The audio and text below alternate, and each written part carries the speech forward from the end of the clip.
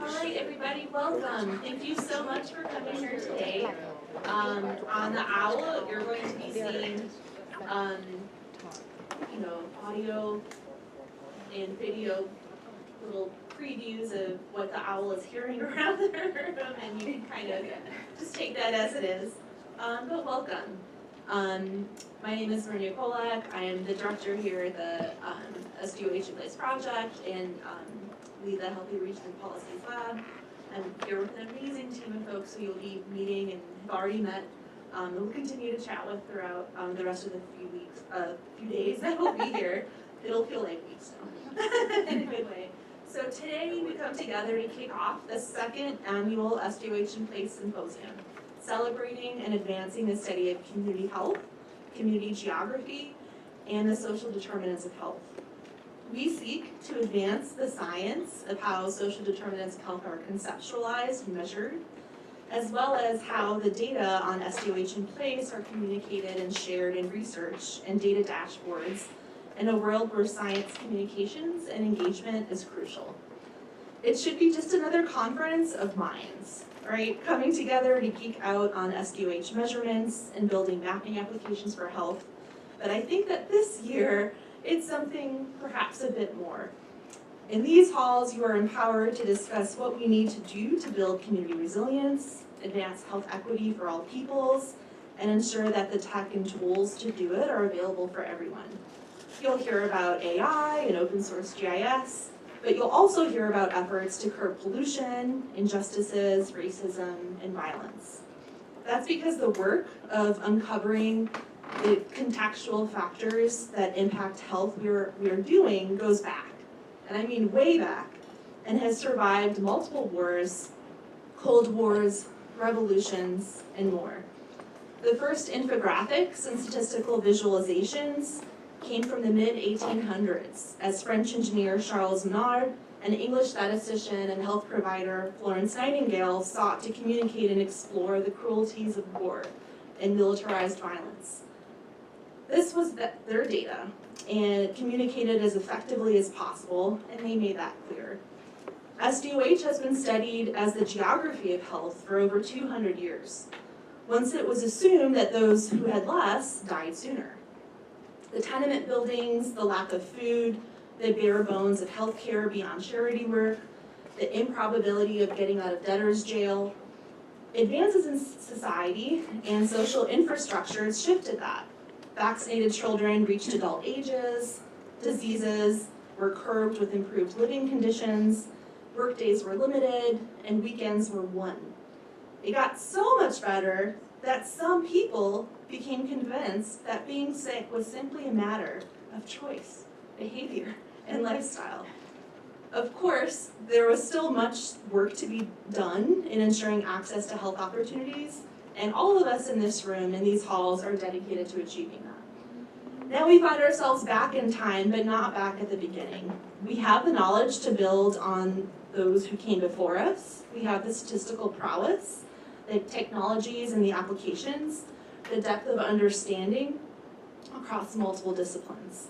And most importantly, we have each other. It is through community that we will get through this and do the work. We are the public health practitioners, the medical doctors, the GI scientists, the medical sociologists, the statisticians, social workers, gardeners, microbial ecologists, demographers, urban planners, and the epidemiologists. And we are the immigrants. It is my great honor to be here with all of you today to do the work. And we are also here today with great thanks to the City of Chicago and the State of Illinois. We are here thanks in part to the Robert Wood Johnson Foundation, which has renewed its commitment to diversity in the pursuit of healthier communities. And at this time, I ask that we all stand to acknowledge the lands we are on today.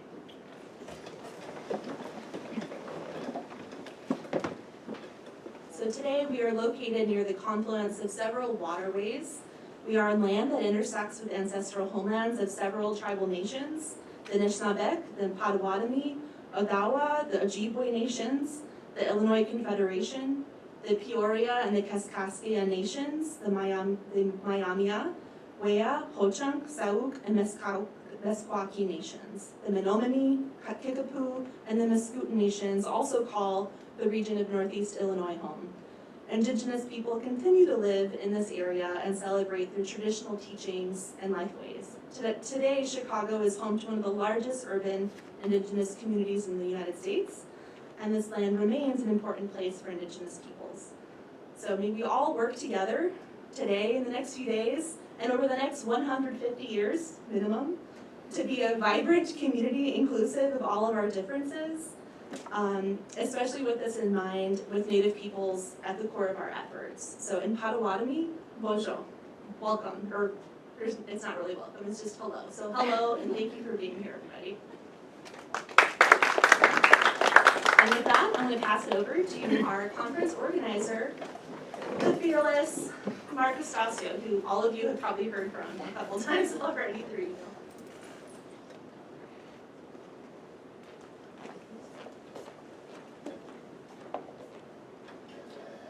All right, welcome everyone. So we're just gonna go right into it, I guess, and kick things off. Just a real quick thing, anyone that has a orange badge or like pink salmon one, those are like event helpers, so if you need any help at all, anyone with an orange badge, just see before. Just to kick things off for research talks, I'm going to introduce Shubham and Onion to come and give an update on the data discovery platform.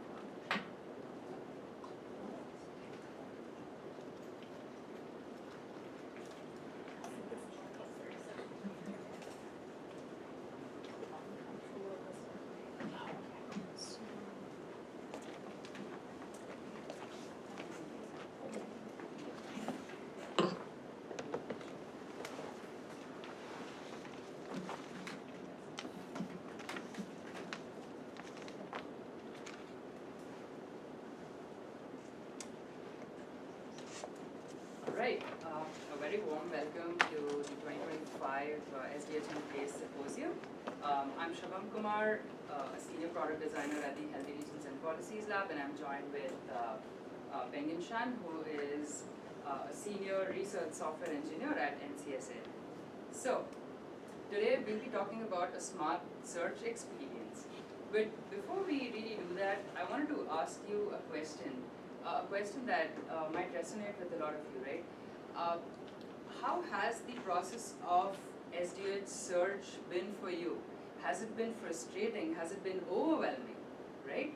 So for a lot of us in the room here, it has been the case. And why has that been the case? That's because the search experience currently is pretty fragmented. So because of that, the search experience happens to be in a way that you got to look at, repositories that are in different sources that could be, say, from a city level, or it could be at the county level, or the state level, or the federal level. And they all use their own systems, they use their own approaches, their portals, data sets are all like, distinct from one another. So it's a really fragmented approach, which makes the process of searching SDOH and place data really difficult. And because of that itself, there is a huge barrier to entry. So, right before you even get to the point where you have that data, you've already spent a lot of time trying to figure out how do you get that. So if you go on to the next slide.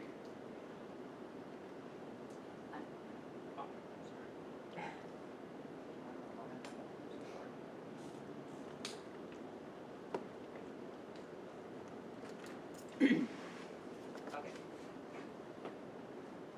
Yes. So once we started out to figure out who exactly are using these social determinants of health and place data, we understood that we have to first meet the people who are actually using it, right?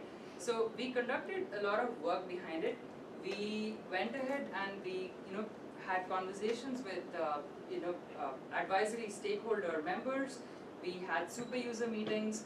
We conducted surveys. We also conducted design thinking within our own team to just build a better understanding of what the search landscape at broad is.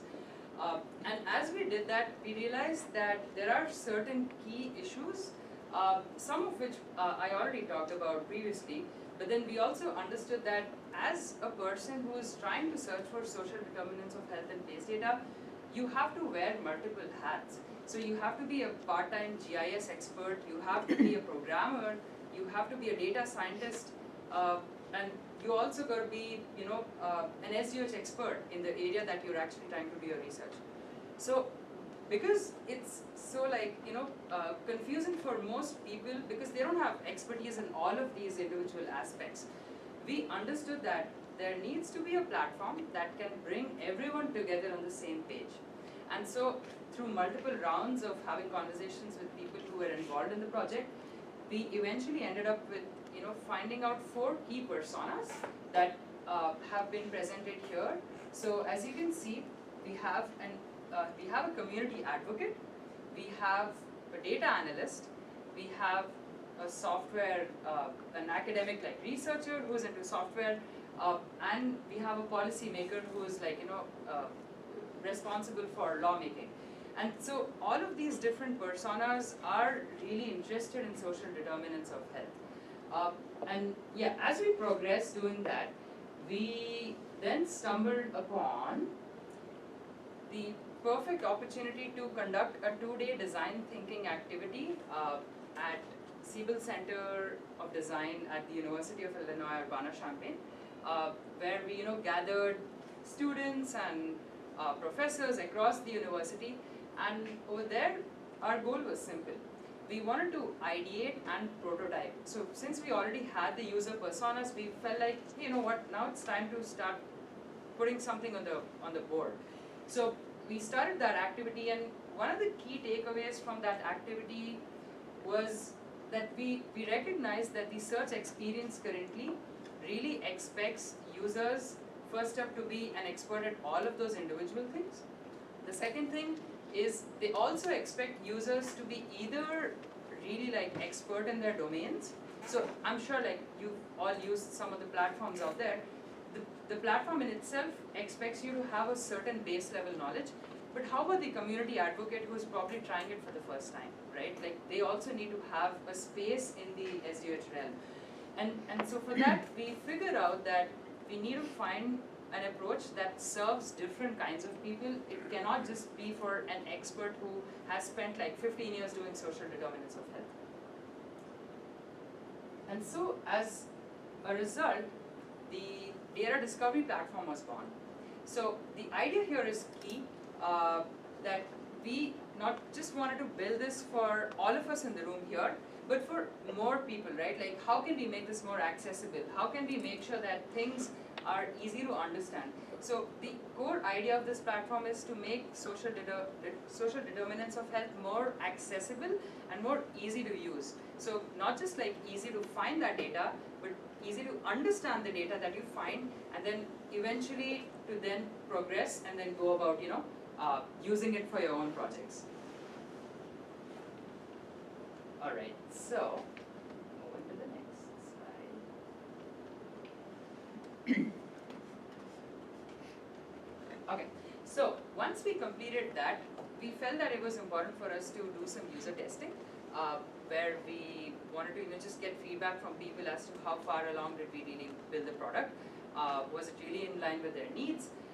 And over here, as you can see, this is one of the photos from our testing sessions, which happened back in November of 2024, where we collected really valuable feedback. We understood where the design was strong, where there were issues, weaknesses. We also figured out a lot of bugs.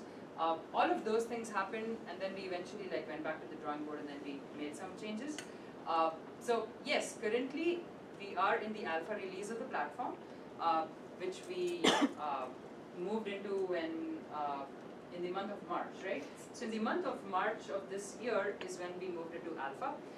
It is accessible on your desktops, search.sdohplace.org. And yeah, I think the most important thing about this platform would be to just show you the demo itself, because that's the tangible thing. That's something that you can go back and start searching data on. So for that, I'd like to introduce Pengin, who will be able to take it away from here. Thank you, Shaban. Next slide, please. All right, so before we actually doing the exciting demo, let's quickly overview what's actually behind the thing. how this platform actually works. So here's the background of the platform. So I mean, when we research about like SDOH, there are tons of different data sets. I mean, they are huge. They are hard to maintain. They are just, you have to download everything. Normally, you have to download everything to know the insights, to know that if this data is really useful for your research. How about we make things easier? How about we make sure that you know all the detail about this data before you actually go in to download it? So that's how our data discovery platform actually is an ecosystem that we decide. Instead of store the real data, we store the human curated metadata that actually really show the insights of the data. So for all the users, they can just come to our data discovery platform, and then they will see the metadata for each of the data sets that are generated from metadata.sdoh.place.org. The left bottom image shows that we have like Flask app to kind of input this metadata, and then it will be fed to the Solar, which is a search engine that's similar to what you do to the Google. So it's a search engine, and it will be power this metadata. It will feed the metadata to the SDOH place.org, and we have a next.js web app to basically display this. So this is a quick overview of how our metadata manager is. So here you can see that we have a list of the data. We don't store them. Instead, we actually have them, each of them as a record, and all the metadata about this data can be updated, can be traced in this Flask app. So what's actually inside each of the records? First of all, we follow this artwork metadata standard. It's an OpenGL metadata schema. We want to make sure that so this one is being shared by many universities who do also the metadata maintenance of the GIS related stuff. So we make sure that first of all, we have some standard description of the metadata. But we have more than this. So we also have some of the very customized metadata that we add because we think that knowing this will be very useful for your research, like for example, data variables, method variables, spatial resolution, etc. So this is how it actually looks. If you tag the metadata standard, it will basically list a lot of very useful insights, and it will be fed into our data discovery app that will show you this in a user-friendly way of doing this. Okay, so again, everyone's ready for the demo, but let's highlight the feature we actually have here. So for the discovery app, what is different from the other data discovery app is that we want to make sure that both experienced and new SDOH researchers is able to use our app by doing a dual search mode, which means we have a traditional keyword search mode that you can always input the keyword and search for example, like green space, search for social vulnerability. However, you can also ask directly your research question, and then this will be passed to the LLM, and LLM will suggest what could be some useful data sets that you go and check. So we do this to make sure that both the new and experienced researchers will be able to research from our discovery platform. So first of all, let me demo the keyword search mode. Oh, over there. Yeah. Okay, should I? Yeah, go for Go there. Okay.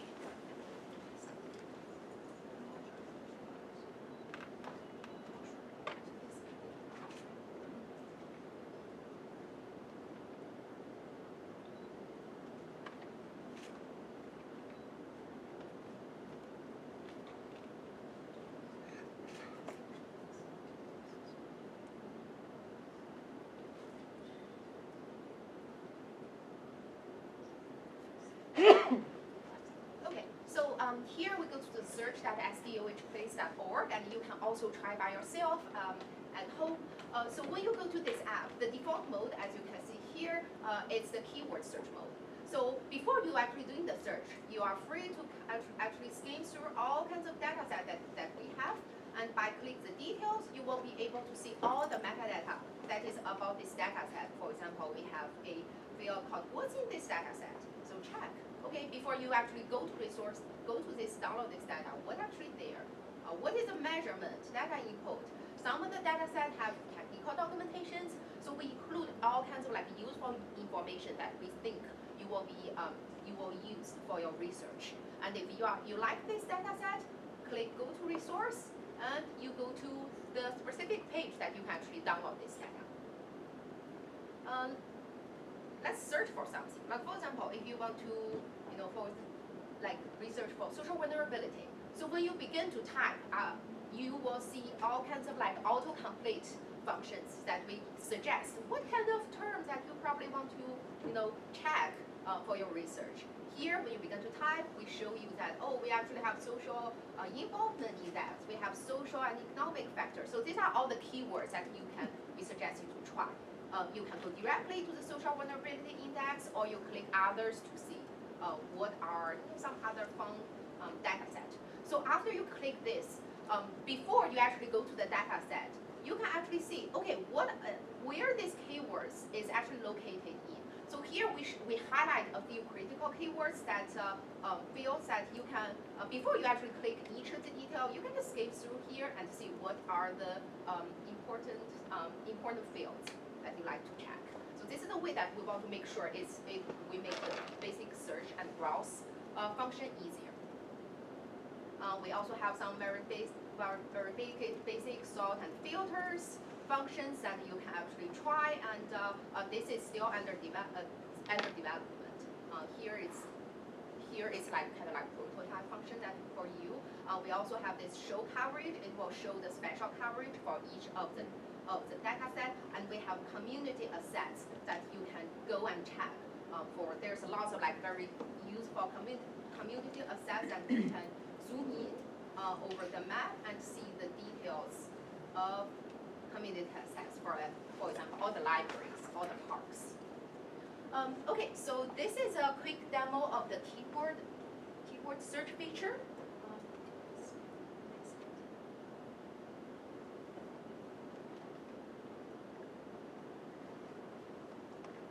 All right, so as I mentioned before, we want to make sure that even the new researchers who have no idea what kind of keyword they want to search for their research, they can ask the question directly, and LLM will actually suggest, okay, for example, if you want to research a question about the child birth rate in Chicago area, what kind of data set will be useful? What kind of keyword it will be useful for you to research this?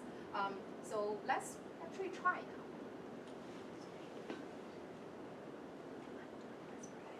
Okay, so,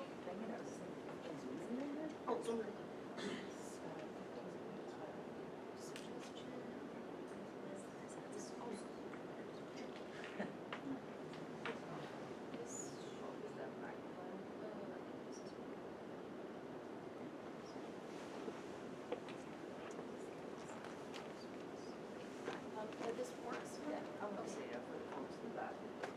Okay. All right. So for example, like if you click, so for the dual search mode, if you click this using AI-inspired search feature, you will be able to see that we have some explanations. Like for example, if you want to ask like what impact does housing stability have on health outcomes of the low-income populations, you can just type it here. Like here, I just do a copy and paste. Oh, sorry, this is copy and paste.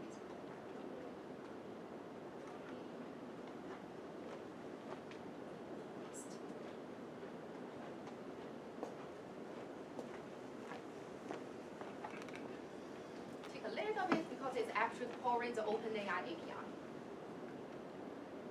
All right, so here, it will suggest you that here we do want to make sure this is a transparent process. So we have a section called inspired by your search, and this will explain why this data set is there, why you actually need to, if OpenAI wants you to research this data set to get answer to your question.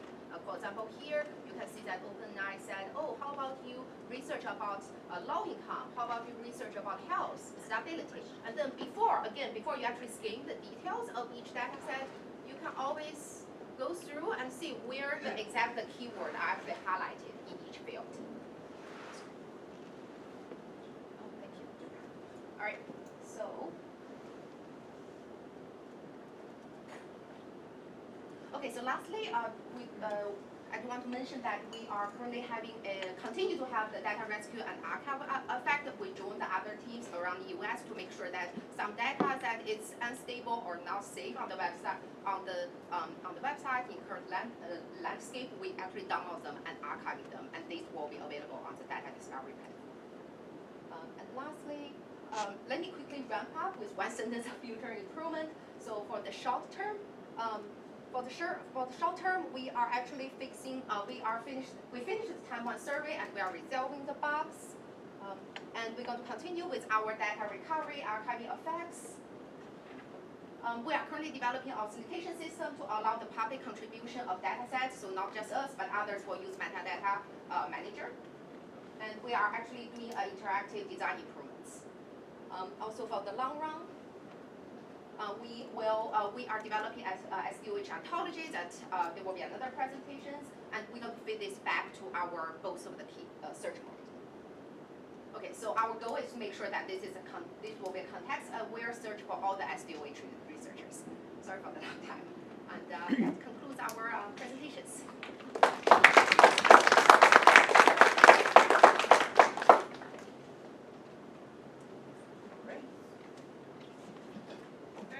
Oh, sorry.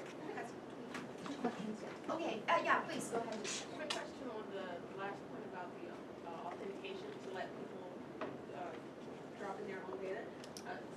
How would you manage that in terms of data use agreements? Will it be individual data that people have access to, or will it be other organizations putting in data, and how would you do that?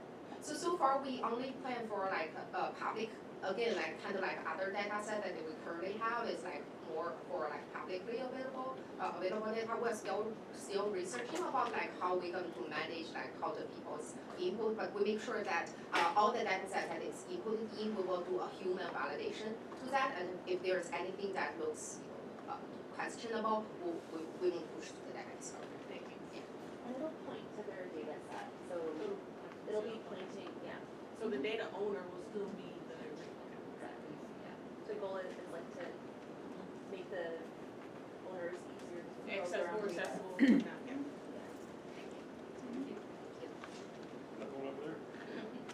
Sorry. If you have any question, based on the time, we are more than happy to talk individually. Sorry. Do we have it? Okay. Thank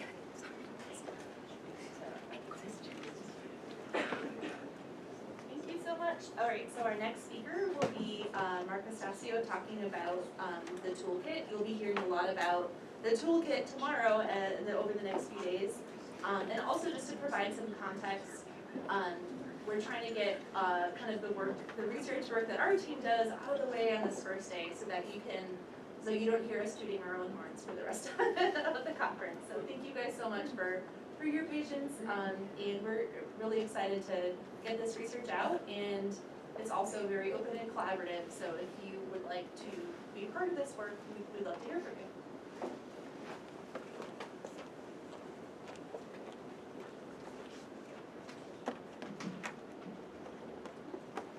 All right, can everyone hear me okay? Because I know last time it was a little quiet.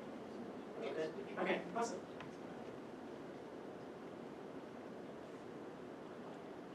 Once again. All right, there we go. So yeah, I have the honor of presenting the evaluation for the community toolkit currently on the SDOH Place project website. So yeah, this is going to be building technical capacity for equity in healthy places with design and GI science. So next slide. Oh, the keyboard, yes. There we go, perfect. So I didn't do any of this alone, so I would like to briefly mention all of my co-authors and all that have helped both on the community toolkit as well as help evaluate it. So first of all, going from like left to right, up to down, we have Corey Barronville, my picture for some reason, our graduate research assistants, so Adrita and Elin, and then we have our former postdoc, Jose Alves, Adam, and of course, Maria, all collaborated on this project so far. So, some background, if you are unfamiliar with the community toolkit and have absolutely no idea what I'm talking about, geographic information science has proven to be an effective framework for use in public health. So, specifically for identifying spatial patterns, analyzing health outcomes, addressing geographic inequities, and as well as providing empowerment towards communities and bridging the digital divide. Quite an effective lens for allowing individuals to see their health in the context of the places that they live in. However, there are multiple challenges that get in the way of actually applying GI science where it is needed.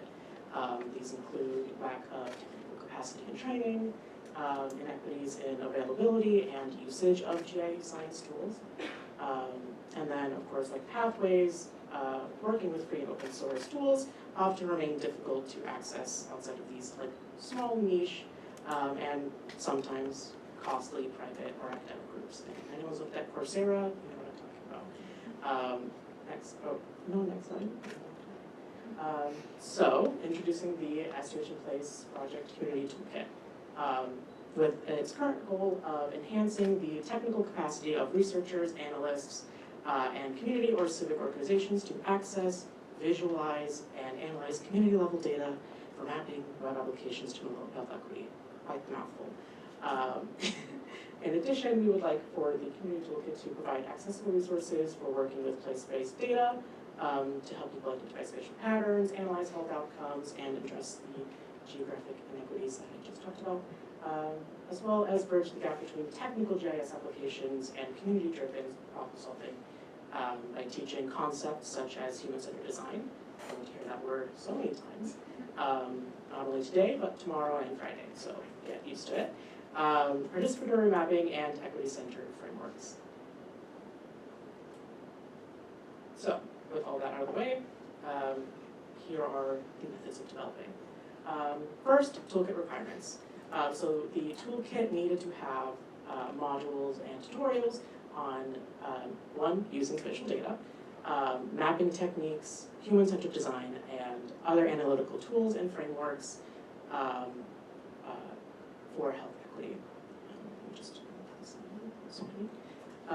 In addition, it must have a focus on free and open source technologies, so that way the cost to entry is low. And also we love open source technologies in this lab. And also should be approachable to a wide variety of users. Normally when you bring up tech to someone that wants to get in it but isn't really good at it, get a little scared. So we want to make sure that everyone that saw the community toolkit knew that, oh, I can do this. So with that said, for design, we utilized human-centered design. There's that key term again. In this, we used a bunch of advisory boards made up of our potential users to help us identify what modules would be good to include and how to move forward with the toolkit. Additionally, we wanted to focus on a design that was simple and minimal, so that way it felt approachable to anyone. For development, we chose our book down because it is free and open source. But it also allows for multiple collaborations with multiple team members on the community toolkit. So as our team evolves and changes, anyone within our lab can hop on and make edits and adjustments to the toolkit as both technology and our lab evolves. For hosting the website, we chose GitHub Pages. Again, another free open source tool for the community toolkit. For evaluating the toolkit, I introduced you the 2024 Ambassador Spring Cohort. So some of you are in the audience here and there. But yeah, these were the folks that evaluated the toolkit, made up of 15 lovely individuals, each taking part in a formative and summative evaluation. The formative evaluation was developed by my colleague and co-author, Kamaria Barenville, who based off the Kirkpatrick model of training evaluation, included both a quantitative feedback section as well as a qualitative feedback section. The summative evaluation was created by me and included a pre and post survey. Pre-survey taken before the fellowship commenced, and the post-survey taken after the final module. More on that later. Or final module workshop, and yeah, more on that later. And it evaluated on these 6 concepts that we hoped to improve in skills-wise within the fellows. So that's knowledge surrounding health equity, finding public data sets of interest, developing data visualizations and dashboards, so the big one, developing web applications, a long human-centered design framework, and working with data. So that's cleaning, reshaping, all the dirty stuff you have to do beforehand before you get to do the fun stuff. It was broken up into 2 parts, 1 level of experience and 1 level of confidence in your ability to do that. Level of experience measured on a 4-point Likert scale from no experience to expert, and level of confidence measured on a 5-point Likert scale from no confidence to complete confidence. Moving forward into the results. For the final development of the toolkit, and if you're watching, that is the link to take you right to the community toolkit. The final toolkit included the following 7 modules. So an introduction on the social determinants of health and place in shaping health outcomes. Module 2, project planning, so the basics of outlining a project, outlining initial stakeholder engagement, and so forth. Module 3, human-centered design, but also other user-centered design principles as well talked about in that module, so that anyone can pick and choose what sort of user-centered design framework works best for their project. Module 4, spatial data wrangling, so that's the preparing for spatial data for all of the fun stuff of coding and creating a web map. Finally, Module 5, research design and analysis, so creating a research design, methods to analyze spatial data, and the thematic mapping portion. And then Module 6 is the final app development. So that's the real nitty-gritty of what of how to go forth and develop your app. And then finally, Module 7 is refining your project and disseminating, which is just also recently got a major update. So if you've seen the previous Module 7, you can go to check out the community toolkit and get the new module now. Additionally, that arrived in the fellowship is the low/no code versus the more code tracks.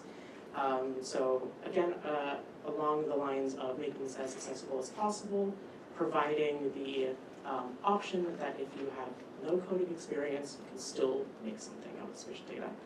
A little bit of coding experience does help, but no and low code at least is an option.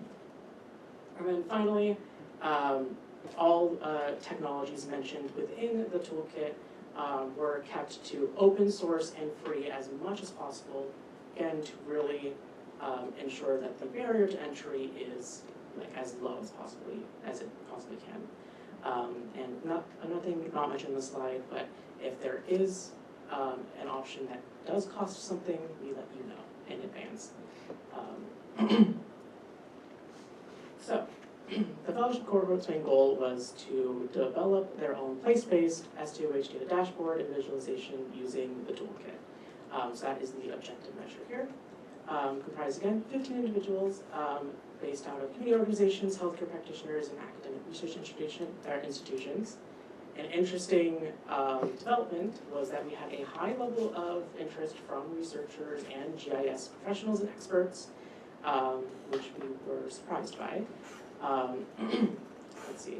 The toolkit modules were disseminated through 2-hour workshop sessions, each 2 weeks apart, for a total of 7 of them.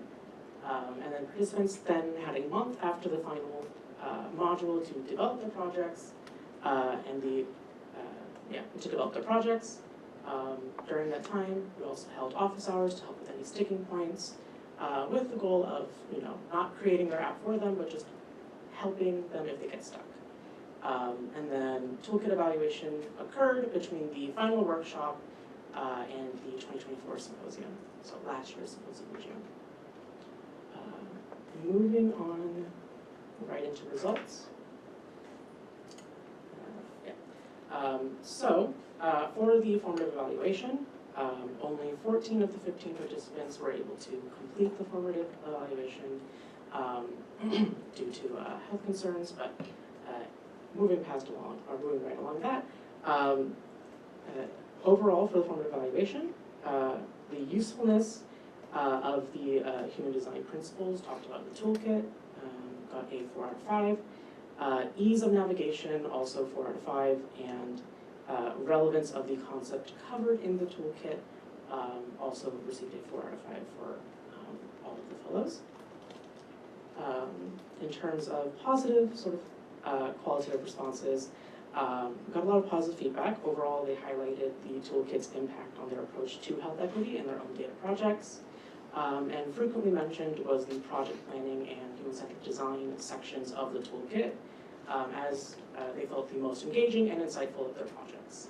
I will get into later about how on the money that is. Some fellows noted that they would have, but with getting positive feedback, I also have to mention, more negative feedback, but really it's more critical. Some fellows noted that they would have liked a deeper exploration of some of the topics later on in the modules, and specifically modules 4 through 6. More practical guidance on how best to implement these modules within their own projects, even their current projects. And additionally got some feedback that they would have liked instructional videos to scaffold the toolkit modules. Lots of love for the videos, and we've tried our best to improve that. And again, additionally, more time spent on modules that involved coding or app development.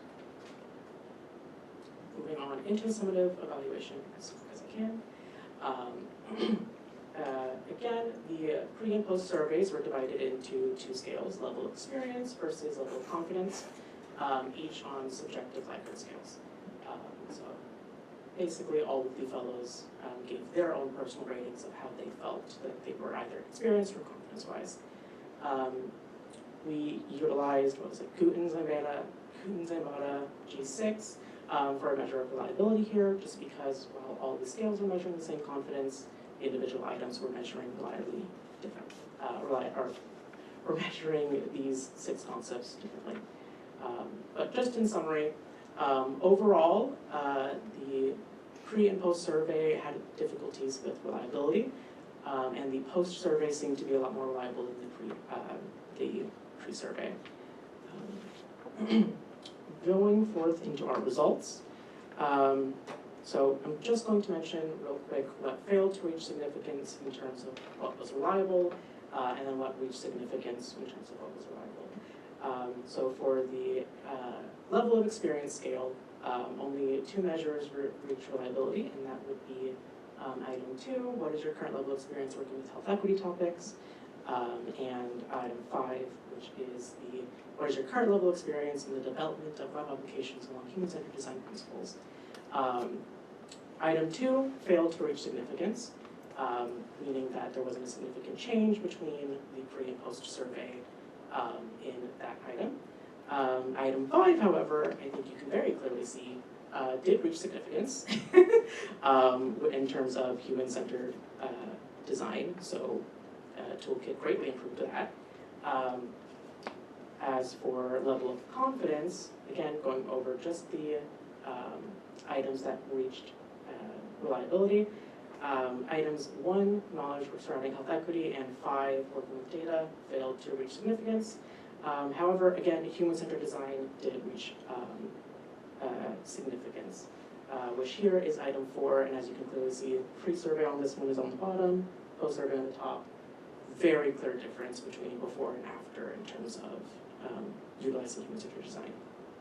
So, overall, the fellowship yielded several surprising results. Level of interest from researchers and GIS professionals was higher than anticipated. And additionally, as we've seen, human-centered design and design frameworks were not greatly understood before working on the toolkit, and then were greatly inspired afterward. Very much highlighting that teaching these design frameworks are necessary. And the low/no code versus more code distinction is going to require some more further in-depth exploration into how the toolkit is coming along based on those 2 different tracks. Overall, human-centered design became a pivotal framework for the ambassadors of the toolkit, allowing for a dialogue between the fellows and community members. And some challenges and limitations so far were lack of representation from community members and organizers in the first cohort, and unreliability of the summative evaluation items, which we believe, considering how the post-survey is more reliable than the pre-survey, potentially stem from a misunderstanding of the items in the pre-survey. In terms of next steps, evaluation of the fall, wrong year, or no, right year. Evaluation of the fall 2024 fellowship cohort, which was a cohort made up entirely of community organizations, or community organization members. And then also the evaluation of the 2020 fellowship cohort, which is why I was so on all of you right now, or all of you fellows this year to get it done before the symposium. So you all didn't get affected by this lovely presentation. And then, the 2025 fellowship completed a different timeline of the program based off of feedback from the 2024 spring cohort. Received a new update of the summit evaluation, so new items, and changes to specific ones, and positive feedback was gathered via a Padlet. In addition, we are going to hopefully bring in new modules come spring. A new story mapping module, and another one that I'm blanking on the name of. Access measures, yes, thank you. Access measures modules, because both have been kind of requested. And more to come that's still very much in planning stages that I don't want to mention now, but all exciting things. And yeah, I will now get Shepherd's Hook off the stage. Yeah, 2 minutes for questions. When you did the office hours and we talked about sticking points, were there any sticking points that a bunch of different people had that you thought would add to the modules or current modules? Yeah, I'm trying to think here. There's not a lot of people ask for my office hour, but in terms of like the sticking points, a lot of it would just be like if they encountered an error or a bug that they had not encountered before and just needed help moving past that error or bug. So that was the real like sticking point. So like nothing really came up in terms of like specific modules. As of now, I still haven't looked at the current fellows like survey responses, so we'll see. Yes. You mentioned something about revisiting the no code versus minimal code. Are you saying that they need more, fellows coming in need a little more coding experience, or community members? Oh, no. So I'm trying to understand what. No, yeah. So basically, the like 2 tracks were sort of evolved while we were doing the program, and what we want to do, because we don't have the power to do it right now, and power statistically speaking, is we want to compare the low/no code track and the more code track to see if one group versus the other is liking or finding the toolkit more useful than the other one, if that makes sense. Basically, if the what we saw in terms of level of experience and level of confidence differed between the 2 tracks.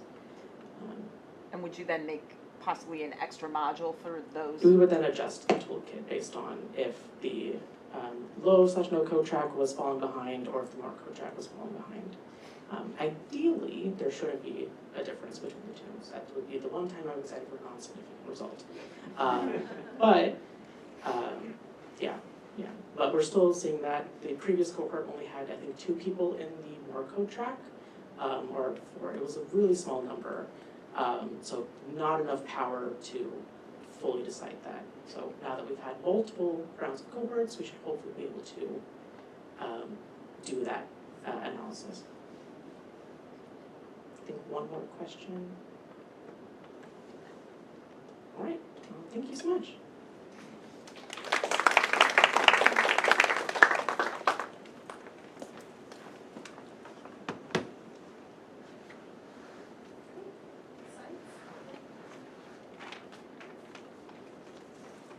We have a really fun exercise where we flip everything to you all right after my talk, so don't leave, okay?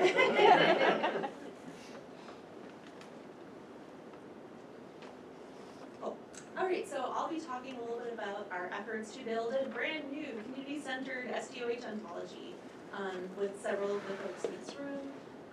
or the kind of paper version, building knowledge and information systems with human-centered design, because we are also using HCD as part of the process for that. So next slide. Oh, I'm sorry, I can do this by myself. So mapping SDOH knowledge, what is that all about? So how is knowledge of the social determinants of health organized? How is it organized? Well, one of the challenges is that it's very jargon rich. It kind of depends what discipline you're in. Like for example, if you were searching for data on green space in order to study how accessing green infrastructures impacts mental health, what would you search for? And I've worked with folks in city government who are looking for that. I've worked with clinical medical physicians who want that same kind of question. I've worked with community organizers. So you can come from all these different, groups wanting that information. So would you search for parks in your Google search? Would you search for green space? Would you know that term, green space, or blue space for that matter? Would you search for trees? How many of you would search for NDVI? Okay, 2 folks. How many of you have no idea what NDVI is? Okay, so there we go. And this is a room of SDOH experts. So NDVI stands for Naturalized Difference in Vegetation Index. I have some of, I'm so used to just saying NDVI, I'll forget what it actually stands for. But that's basically a satellite measurement of what is actually green being reflected back to, to space. It's a satellite measure where you can get that for the entire, anywhere on the globe basically. It's not perfect, there's still a lot of limitations, but if you're trying to get a quick and dirty measure for the biggest area, NDVI would show up. But how would you know to search for NDVI if you had not gone through that, rabbit search hole? So another example would be if you're interested in spatial segregation. You might know about redlining. What about, did you think about Googling sundown down data? What about FHA? What about Hulk? Would any of you look at Sanborn?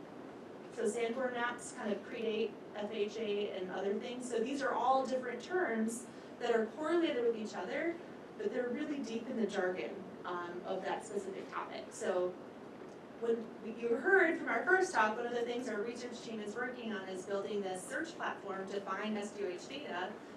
Well, that's great, but even an LLM might not know, based on the current knowledge, how to link different terms together. So what we can do, and what we're trying to do, is developing an ontology to kind of represent knowledge from the SDOH space, but really thinking about SDOH as a structural, community-level topic. So what is an ontology? It depends who you ask. Basically, it represents knowledge from some specific domain. We think that a community-level SDOH could capture synonyms for topics across various domains of expertise. So for example, if I type in green space, NDVI should be related somehow, right? We also think that if we actually organize all of this information, it wouldn't just be a practical utility to help search for information, but we could actually, just in doing that, figure out what do we actually know about SDOH across these different disciplines, and potentially uncover some gaps through that. So, and then, next part, well, haven't people already done that? Well, again, it depends on who you ask. So, a lot of the SDOH ontology research that exists today tends to focus on individual level SDOH topics, and that's because it really comes from the clinical medical world where there still is kind of a bias and focus on individual level health. So your health is your responsibility, your fault potentially, your behavior, your lifestyle, which may be true, but in addition to that, there's also other ways of thinking about health. They also tend to commonly be focused from a risk-based view of social determinants of health. So you'll see terms like deprivation, risk. And then there's a lot of other health researchers who might use a different asset-based framework. So instead of thinking about dilapidation and deprivation, you think about opportunities and resources and that sort of thing.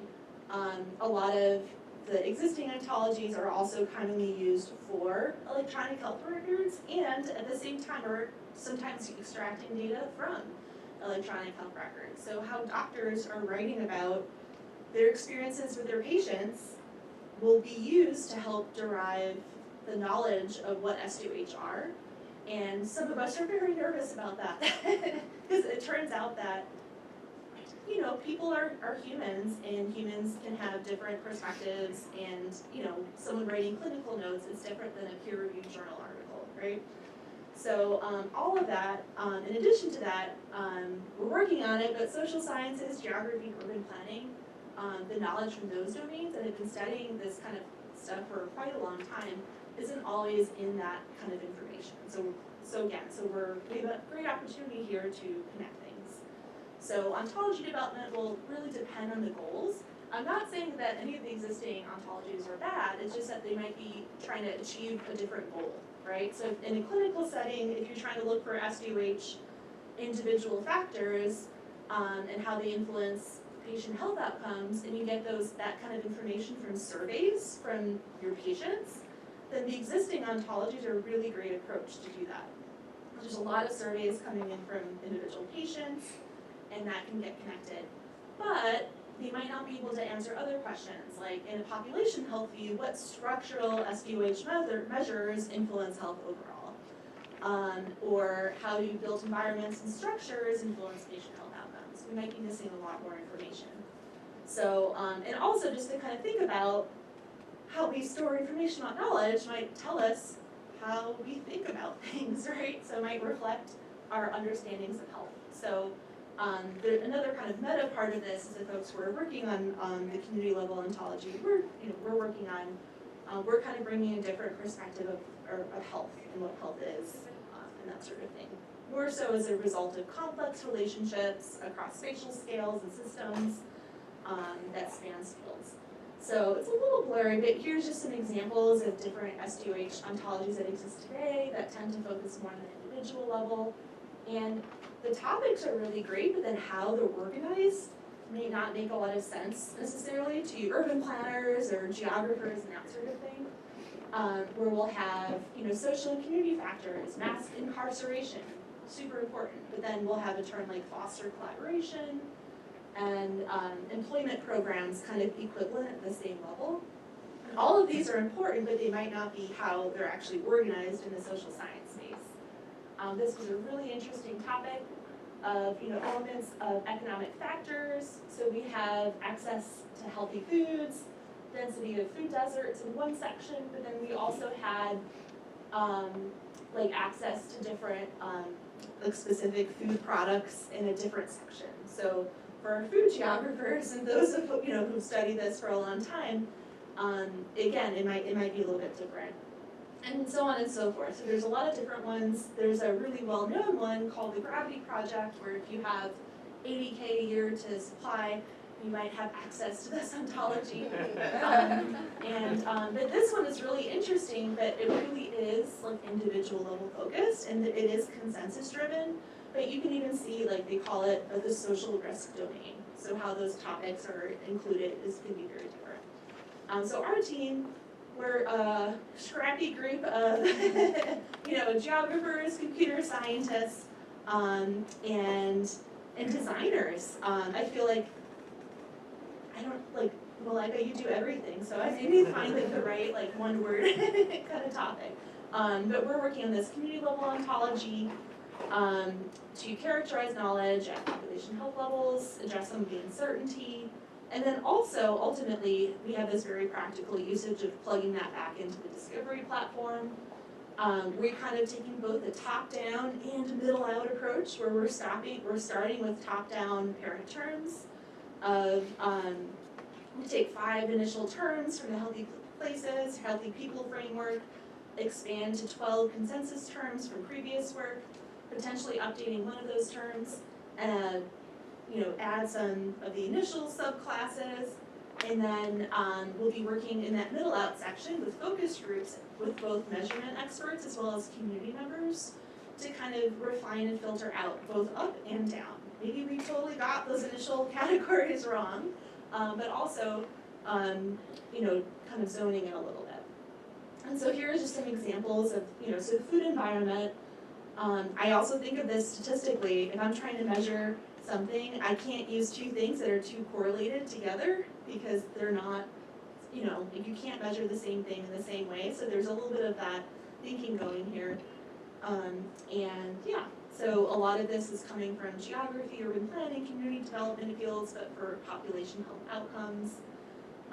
And all of the terms here, everything that you're seeing here can and has been measured at the community level. So it's not like starting something from scratch, we're taking what's already done and kind of refining and building that. And the other part of this is each of the terms, so this is kind of like an early version of the web protege ontology. All of these terms will have evidence backing either through literature, like how these have been measured in the literature, and or through focus group notes and that sort of thing. So that's that, and it's going to be a project. So if you're interested in joining us for focus groups or become, you know, working with us, we'll be presenting at APHA in 2 months, and we'll also be around here the next few days, and we'd love to hear your thoughts. And with that, I'm asking for a very exciting activity.